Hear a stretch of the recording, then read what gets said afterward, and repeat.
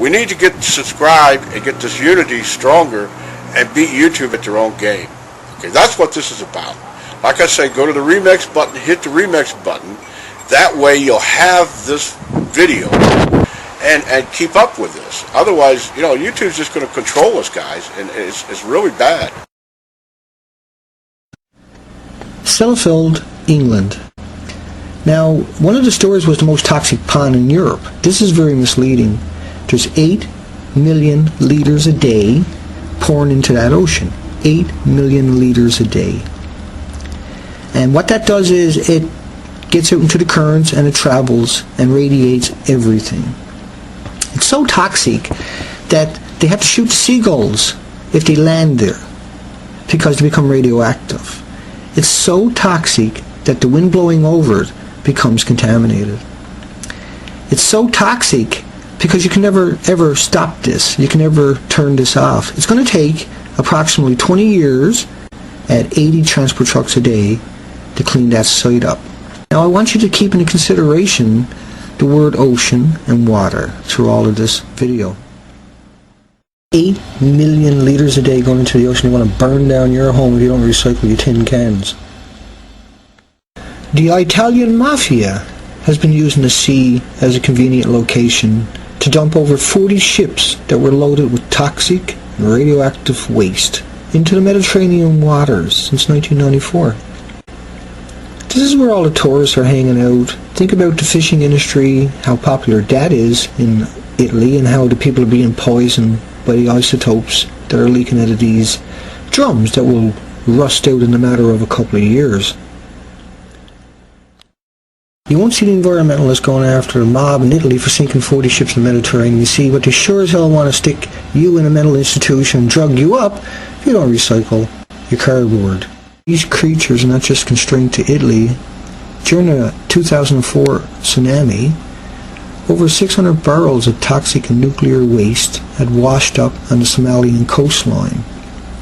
These barrels dated back to the 1990s.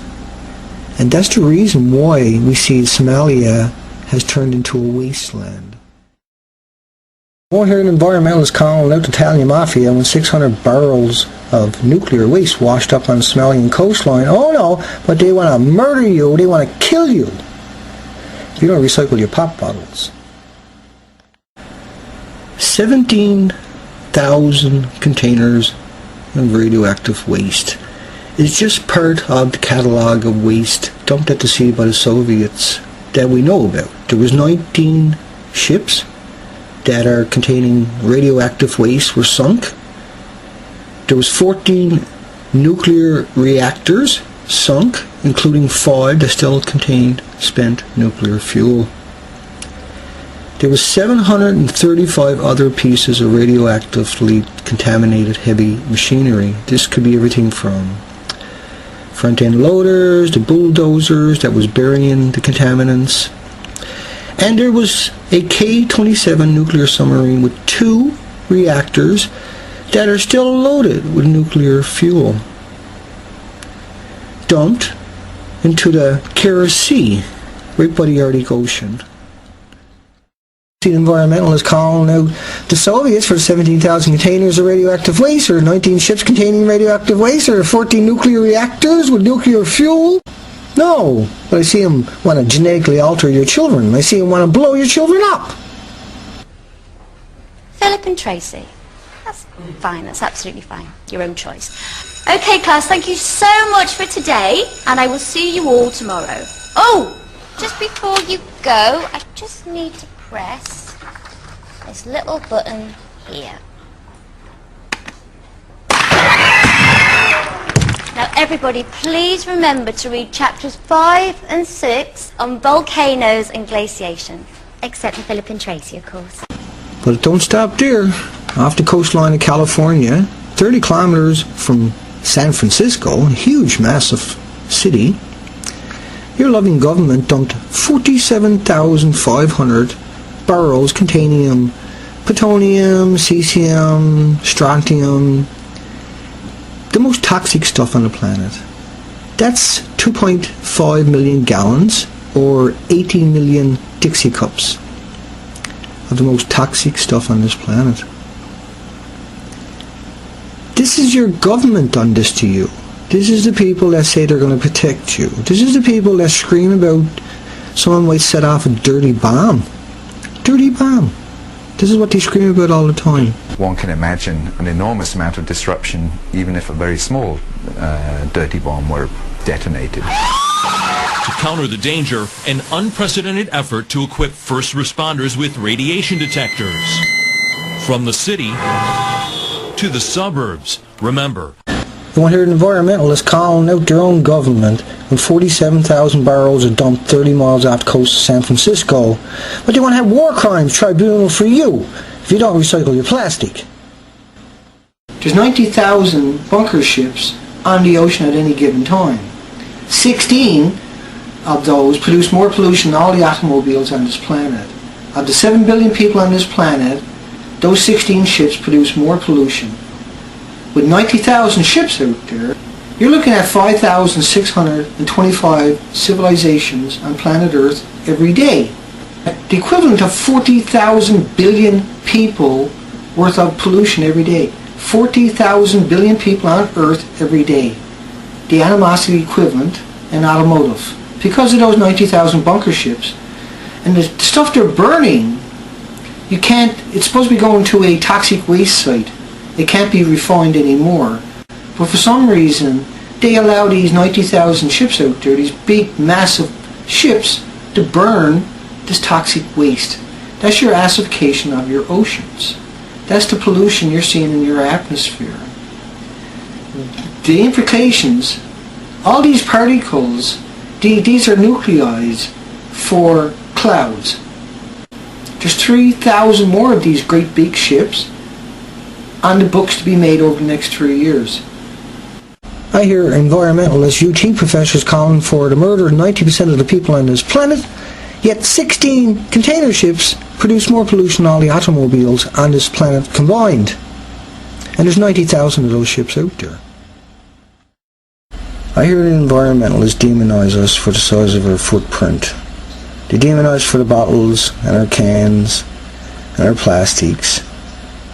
But they don't go after the 65,000 chemicals that are unregulated, that don't have no environmental or human impact studies on it. That's causing all of these issues. That's the tragedy. And that law basically grandfathered onto the market all the chemicals that were already on the market as of 1981, which means 65,000 chemicals have never, ever been assessed for their toxicity or their effect on the environment or human health. I see the same people that are crying for all the insects and the animals all over the planet calling for your death, and then also calling for diplomatic immunity. You don't see them calling for justice in what happened in Vietnam. They chemtrailed that sky with Agent Orange for 9 years. They killed every insect, every animal, every plant on that goddamn continent. By U.S. forces to destroy the jungle hideouts of enemy communist forces. The springs went on for 9 years. American soldiers came home suffering the effects of Agent Orange. And then there is Japan. Built on a perpetual earthquake fault line, it was only a matter of time before the big one. When it finally came, the nuclear alarmist's worst nightmares become surreal. With a massive destruction unlike anything witnessed by a living human, a tsunami flows over Fukushima's prefecture, bringing with it a misery that will outlast any human that can survive it. Over 20,000 have died, the most traumatic death imaginable. News breaks shortly after Fukushima Daiichi's nuclear power plant has reported a power out and failure of backup generators. These are the life-sustaining reactor cooling pumps. 3 nuclear reactors are out of control, and without cooling, soon the word comes of explosion or radioactive emergency. The world gets its first picture of explosions, and then Japan throws everything it has at it. Helicopters are put into action to dose the area with water in a desperate attempt to cool the estimated 600,000 of the most dangerous volatile nuclear waste rods on Earth. Explosions have flung them for miles. These rods were kept above the reactors in pools of heavy water, 30 feet deep, to cool and contain them, but a hydrogen explosion has removed those safeguards in a moment. 4,277 tons of nuclear waste on that site, the equivalent of 200,000 Nagasaki bombs. The reactor 3 has 6% of MOX fuel in it. That is 2 million times more dangerous than nuclear rods. And it's not just Fukushima's 1,000-mile, what I call an iceberg. It's all these toxins from all these sites and all these oceans and all these rivers that are coming out and they're irradiating all the marine life on the floor. They're irradiating the kelp. It's irradiating all the birds all along that coastline. They're eating stuff that's irradiated from this huge, massive plume. Think of it as an iceberg that's 1,000 miles rubbing along the coastline, radiating all the fish and radiating the salmon and the tuna and the herring and the mackerel and the squid. And think of these big plumes on the planet just like an iceberg. Think of it as 1,000 miles of ice coming along your coastline and radiating your sea lions and your seals and your dolphins and your whales and your air and your coastline itself. And it's all done by just a handful of people, not the entire planet. This was done by a handful of people, but we're demonizing every human on this planet rather than going after the real issue. And it's going to keep happening until we actually point fingers. Think of each one of these bullets as dirty bombs. Every one of these things are dirty bombs. Your loved ones are going over to foreign countries and whacking that country with dirty bombs. Millions and millions and millions of dirty bombs. And they're coming home and having deformed kids because they were so close to those dirty bombs. Think of Hanford. Billions of gallons dumped on the ground. I know this sounds incredible to people, but there are 40 miles of unlined trenches at Hanford, if you stretch them end to end, into which our federal government, your government, was dumping radioactive waste from nuclear weapons production and its own reactors, even though it seeps right out of those trenches. And that stuff is all moving through the soil to the Columbia River. What they're not telling the public is that they also deliberately dumped out of the high-level nuclear waste tanks in the 1950s and 1960s billions of gallons of liquids into the soil. Think of this stuff so toxic that a Dixie cup will kill everybody in a restaurant for an hour, every hour, for 1 billion years. This is probably the most dangerous stuff on the planet ever. Very, very small quantities of this waste. And it's been said that a Dixie cup full of this waste in a crowded restaurant, everyone would be dead in the restaurant inside of an hour.